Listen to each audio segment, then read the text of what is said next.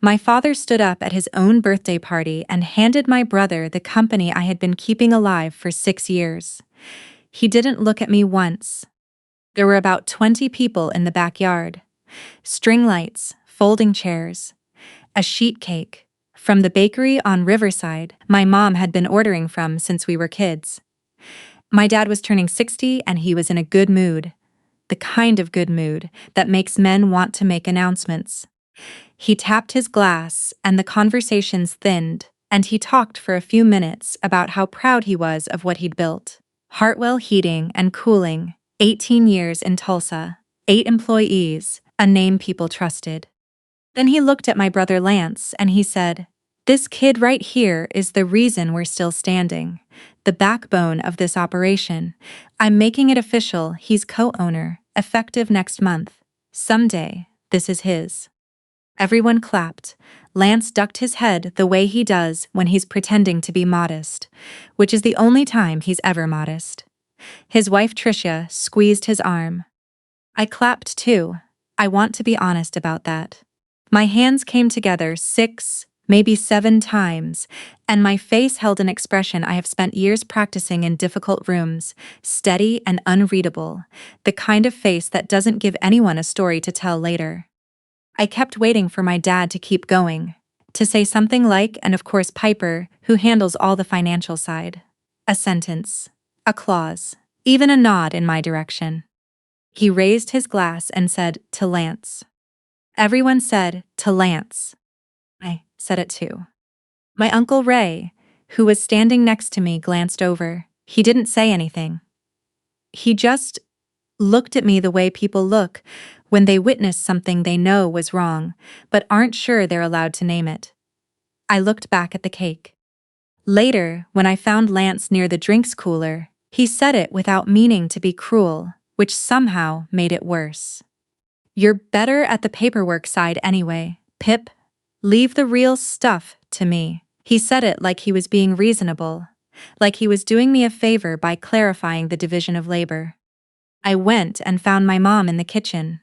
I told her what I was feeling as plainly as I could manage, which wasn't very plain, but she understood enough to say, "Don't make this into a thing. You know how your father is. He appreciates what you do." I said, "Does he?" She said, "Piper, don't." That was the whole conversation. I stayed another hour. I helped carry plates inside. I said goodbye to my aunts and my cousins, and I hugged my dad and told him happy birthday, 60 looks good on him, all the things you say. He squeezed my shoulder and said, "Thanks for coming, Pip. Not thanks for keeping my books straight for 6 years. Not thanks for being the reason the IRS isn't currently dismantling everything I built. Just thanks for coming," the same thing he'd say to someone who drove 40 minutes. I got in my car and I sat in the driveway for a while. I want to tell you about the Saturday morning 6 years ago that started all of this, because you need to understand what I walked into before you can understand what I walked out of. I was 23. I had just finished my accounting degree, and I was 3 weeks into a junior analyst position at a firm downtown. My dad called me at 7 in the morning, which he never did, and his voice was the voice of a man who is trying not to sound scared and is not succeeding. He'd gotten a notice from the IRS, something about payroll taxes, back payments, penalties, $14,000. He didn't understand what he'd done wrong. He'd been filing what his part-time bookkeeper told him to file, and apparently she'd been doing it wrong for 2 years, and then she'd quit. And now he was holding a letter from the federal government, and he didn't know what any of it meant. He said, "You're the only one who understands this stuff. Can you come look at it?" I drove over. I spent most of that Saturday at his kitchen table with his files spread out around me, and by the end of it I had a plan. I filed amended returns, set up a payment arrangement, got the penalty partially abated because it was the bookkeeper's error and I could document it. It took about 4 months to fully resolve. My dad called me every step of the way. I talked him through everything. When it was done, he said. "I don't know what I'd do without you, kid." I was 23, and I thought that was the beginning of something. I thought he saw me. What it was, actually, was the beginning of a job I did for free for 6 years. I took over the financial back end of Hartwell Heating and Cooling completely. I didn't mean to. It happened the way these things happen in families. One favor becomes two, two becomes expected, expected becomes invisible. I set up QuickBooks and migrated all his records. I did the monthly reconciliations. I processed payroll for 8 employees every other Friday through a service I had selected and set up in my dad's name. I filed quarterly estimated tax payments with the IRS, amounts I calculated based on the year's projections. I maintained the vendor accounts. 3 suppliers we had net 30 terms with, 2 we paid on receipt. I handled the annual workers' comp audit. I renewed the business insurance each year and reviewed the policy for gaps.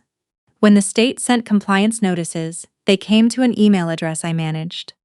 I did all of this on nights and weekends. I got paid nothing. When I once very carefully mentioned that I was putting in probably 10 to 15 hours a month and that this was real labor, my dad said, "Family doesn't charge family, Pip." My mom nodded. That was that. Lance, meanwhile, drove to job sites. He shook hands. He had a good voice on the phone and customers liked him, which is genuinely useful, I will say that for him. He took photos at job sites and posted them. When someone asked how the business was doing, Lance said, "It was doing great," and named a revenue number he'd heard me mention once. He said it with the confidence of someone who had earned the right to know it. He had never logged into QuickBooks. He did not know what FP stood for. I know this because of what happened the morning after my dad's birthday party. I sat in that driveway for about 20 minutes. I was very calm. That is the thing about the way I was raised that I both resent and am grateful for. I don't fall apart in the moment. I go very still and very clear. My dad used to call it my poker face. My mom called it being difficult to read. What it actually is, I think, is the brain protecting itself by moving into logistics mode, because logistics is something you can solve. I opened my laptop from the back seat. I logged into QuickBooks and I changed the password to something long and random that I wrote in my personal notebook and did not save anywhere else. I removed myself as the authorized representative with the IRS for Hartwell H&C's EIN. That process takes a few days to process, but I initiated it. I logged into the payroll service and changed the administrative contact email from mine to a generic one I created and then immediately logged out of. The account was in my dad's name. He could verify his identity and regain access. It would just take time and several phone calls he didn't know he needed to make. I emailed Rosanna at the accounting firm we used for the annual review. Rosanna and I had worked together for 4 years. She was professional and kind, and she had CC'd me on everything for so long that my email address was embedded in her muscle memory. I wrote, "Effective immediately. I am stepping back from financial coordination for Hartwell Heating and Cooling. Please route all future correspondence directly to Jean Hartwell or Lance Hartwell. Thank you for everything." I kept it short. There was nothing in that email that was untrue. I logged out of the vendor portals. I removed the automated payment I had set up for our largest supplier, the one that had been running quietly, on the 15th of every month for 3 years. Then I closed my laptop. I drove home. I made tea. I went to bed. My phone started buzzing the next morning at 9:47. The payroll run processes on Monday mornings. 8 people were expecting direct deposits. The system had flagged an authorization error because the admin contact email had bounced. Nobody had approved the run. My dad called at 9:47. I watched it ring. Lance texted at 10:15. "Hey, what's the QuickBooks login? Dad needs to pull something up." I did not reply. Lance called at 10:30. I watched it ring. My mom called at 11:02. I let it go to voicemail. She called again at 11:18. I picked up on the third call at 11:34 because I am not cruel, and she sounded frightened. She said, "What have you done? His employees can't get paid." I said, "They'll need to call the payroll service and have Dad verify his identity as the account holder." She said, "He doesn't know the number." I said, "It's on the original service agreement. He signed it in 2021. It should be in his files." She said, "He doesn't have a file like that." I said, "He's the owner. They'll work with him." She said, "Piper, this isn't the time to." I said, "Lance is the backbone of the company. I'm sure he'll figure it out." There was a long silence. I said, "I'm not trying to be cruel. Mom, I'm just not available right now." I hung up. My hands were shaking a little, but not the way you shake when you're afraid. The way you shake when you've been holding something for a long time and you finally let go. Rosanna called me on my personal cell that afternoon, not as a firm contact, but as someone who had worked alongside me for years. She said she'd gotten my email and just wanted me to know something. She said, "I have 4 years of correspondence about that account. Every single email is with you. I have never spoken to Lance. I've never even seen his name on a document that wasn't the ownership papers. I don't know what happened over there, but I want you to know that I know what you did for that company." I thanked her. I told her I'd be in touch about next steps. The quarterly estimated tax payment was due in 19 days. It was approximately $23,000. I knew this because I had been calculating these payments for 6 years. My dad did not know the amount. He did not know the EFTPS login credentials because I had set up the account and handled every transaction. He did not know which bank account the payments were drawn from because I had set up a dedicated operating account years ago specifically to keep business funds organized. Lance texted me 2 days later. The text said, "Just need the passwords and stuff. What system do you keep all that in? Also, what's an FTPS?" I read it 4 times. What's an FTPS? The man my father had just declared the future of his company, in front of 20 people, did not know what the electronic federal tax payment system was. He had been credited for years with keeping the business alive. He could not name the mechanism by which that business avoided federal tax penalties. I screenshot the text and saved it with the date. My dad called at 11 on a Wednesday night. He didn't yell. I want to be clear about that, because my dad is capable of yelling, and it would have been almost easier if he had. Instead, his voice was small in the way I'd only heard it that one other time, 6 years ago, on a Saturday morning. He said, "Pip, I know, I didn't handle things right at the party. I need your help. The business needs your help. Please call me back." He needed my help. The business needed my help. He did not say he was wrong. He did not say that what he'd done in front of 20 people was unfair. He said the word please in a way that meant he needed the machine to start running again, not that he was sorry for the hands that ran it. I listened to the voicemail 3 times, then I saved it. We met the following Saturday at my parents' kitchen table. My dad, my mom, Lance's wife Tricia, and me. I came with a folder. I almost didn't bring it because I knew how it would look, and then I thought about how 6 years of free labor looks, and I brought the folder.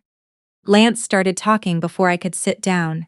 He said, "Look, he understood I was upset, but Dad was talking about the operational side of things, the client relationships, the project management, and clearly I handled the administrative." "Administrative," I said. He said, "Yeah, the back office." I said, "Lance, name one vendor we have a Net30 account with." He looked at my dad. My dad looked at the folder. I said, "Name the payroll service we use." Nothing. I said, "Tell me what our quarterly estimated tax payment is, the one that's due in 12 days. The chair by the window is where my dad always sits. He was sitting there now. He had his hands flat on the table, and he was not looking at me. I opened the folder. 6 years of QuickBooks exports, printed and organized by year. Every quarterly tax filing, vendor agreements, each one listing me as the authorized business contact because I was the one who had called and set up the accounts. 4 years of emails from Rosanna's firm, every single one addressed to me. 2 IRS notices I had resolved, with the resolution documentation attached. I set them on the table, one stack at a time. I said, "This is what I do, not admin. This is what keeps your employees paid and your business legal." Tricia was reading one of the IRS resolution letters. Her face had gone very quiet. She set it down gently. "The way you handle something you suddenly understand is more serious than you thought." My mom said, "Piper, you're making this into a competition." I said, "I'm not competing. I already won. I just stopped pretending the scoreboard doesn't exist." She opened her mouth and closed it. I took out my phone. I found the voicemail from 6 years ago. I had thought about this moment and whether to use it, and I had decided that if I was going to be in this room, I was going to be fully in it. I played it through the speaker. My dad's voice, younger and frightened, filled the kitchen. "Pip, I don't know what to do. They're saying I owe $14,000, and I don't even understand what I did wrong. You're the only one who understands this stuff. I don't tell you enough, but I'd be lost without you."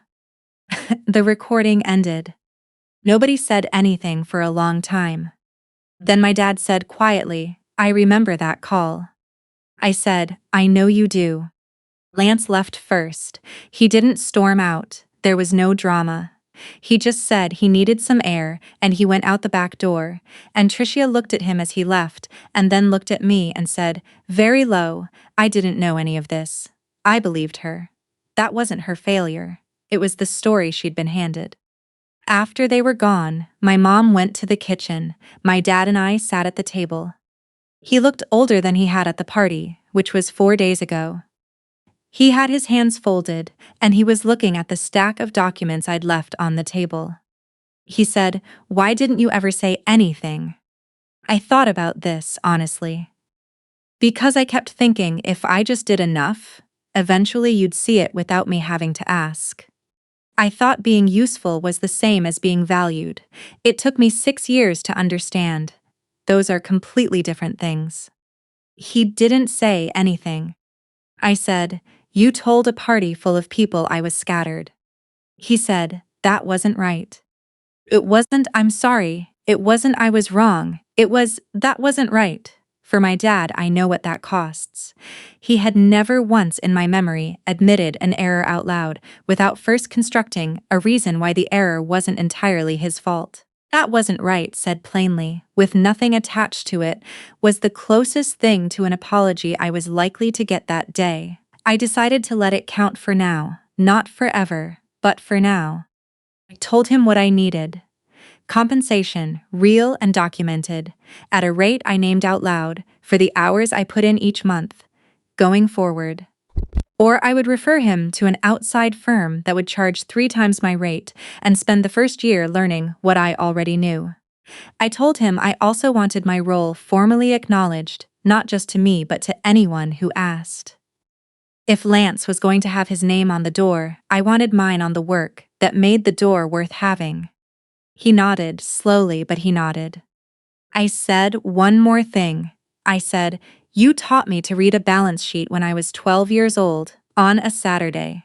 You sat with me at this table and you said it would be useful someday. You were right. You just didn't expect me to be better at it than anyone you hired." He looked at me for a long moment. "No," he said, "I didn't." I sent my dad my first invoice the following Friday. 6 hours at my consulting rate for the tax payment coordination I handled to make sure the quarterly filing went through on time and without penalty. He paid it by Monday. No comment, no pushback, he just paid it. Rosanna called the next week to say the firm would formally list me as the primary contact going forward if I was willing to continue the engagement. I said yes. I asked her to send a consulting agreement with my name, my business name, my rate. She sent it the same afternoon. I signed it and sent it back. Lance tried to hold on to the backbone story for a while. He showed up at a vendor meeting in March and couldn't answer basic questions about their account status. The rep, who had been doing business with Hartwell H&C for 3 years and had never once spoken to Lance, emailed me directly afterward. Just wanted to confirm you're still the point of contact on the account going forward. I replied that yes, I was, under a formal consulting arrangement, and I appreciated their patience. Lance and I don't fight. I want to be clear about that. There's nothing dramatic between us now. No blow-up, no formal reckoning. We just exist at a different level of honesty than we used to. He knows what I know. I can see it when he looks at me, a kind of recalibration that happens behind his eyes. The story he'd been telling about himself doesn't hold the same shape anymore, and we both know it, and neither of us says it out loud. That's fine. Some things don't need to be said to be true.